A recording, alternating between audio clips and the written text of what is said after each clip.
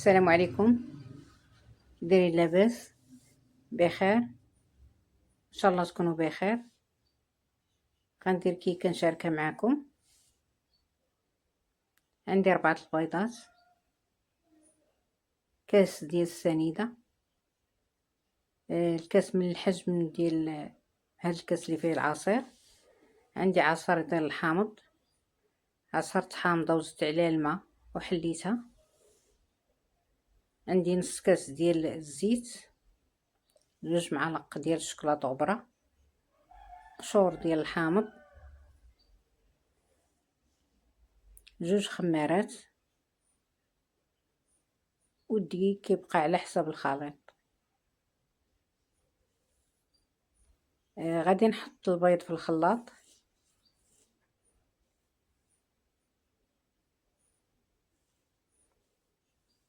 غنزيد عليه السنيده،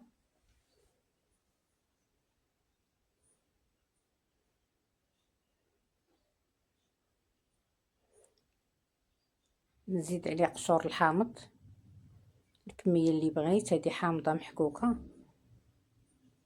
ناخذ غير القياس اللي بغيت،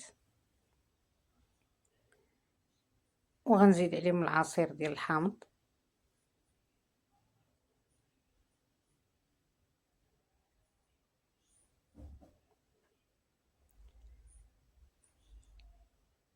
نزيد الشكلاط غبره،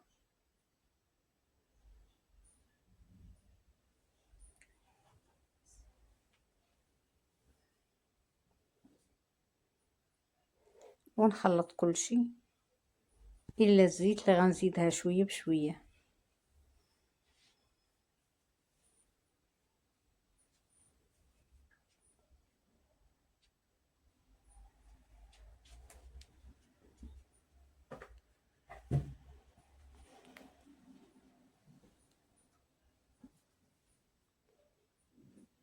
كنحط الخليط في اناء،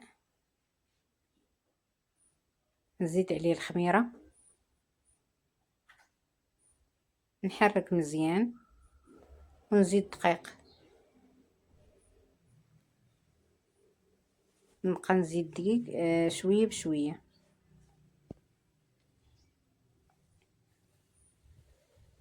انا موجده واحد الصينيه دهناها بالزبده ورشاها بالدقيق.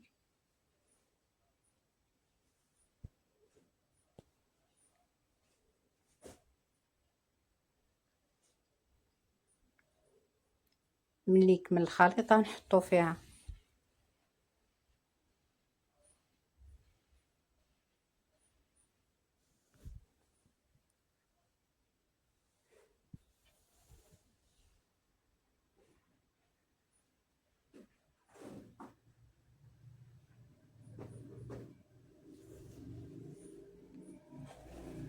ندخل الكيكه للفران.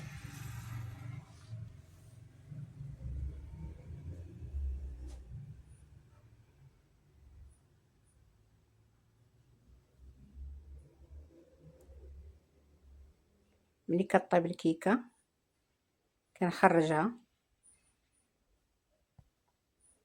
ونقسمها على 2 ونسقيها. اللي بغى يسقي بالسيرو يسقي، اللي بغى يسقي بالحامض بالحليب عفوا، اللي بغى يسقي بالحليب يسقي، اللي بغى يسقي بالسيرو يسقي.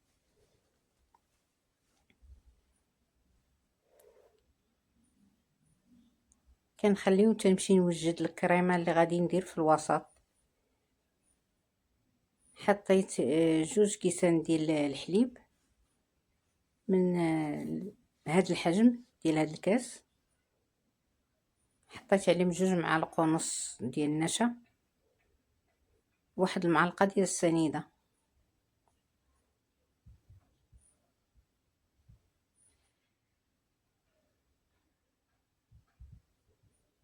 كنخلط مزيان، نحطها على النار.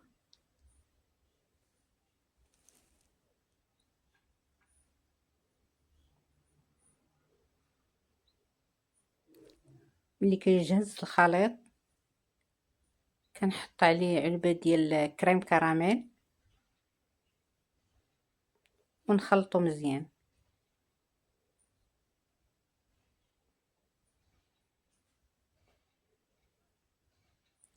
الخليط جاهز.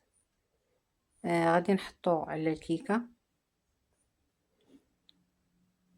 قطعت 2 بنانات صغار حطيتهم فوق من الخليط،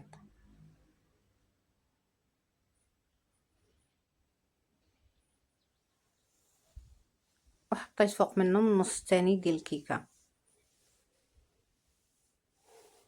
نخليها ونصوب الخليط الثاني اللي فيه 2 معالق ونص ديال الشوكولاط غبرة، معلقة ديال السنيدة والماء. خلطت به، حطيت على النار. ملي غلا زدت عليه واحد 12 مربعات ديال الشوكولاط وحطيته فوق من الكيك. صوبت خليط تاني اللي درت فيه 10 المكعبات ديال الشوكولاط، ذوبتهم في باماغي. عندي واحد 3 الحلوات على الشكل ديال كوكيز، حكيتهم هما باش غنزين. حطيت معلقه ديال كريم كراميل على الشوكولاط، حطيته فوق من الكيك وزينتهم بالحلوى اللي حكيت، وكان الشكل النهائي ديالها هو هذا.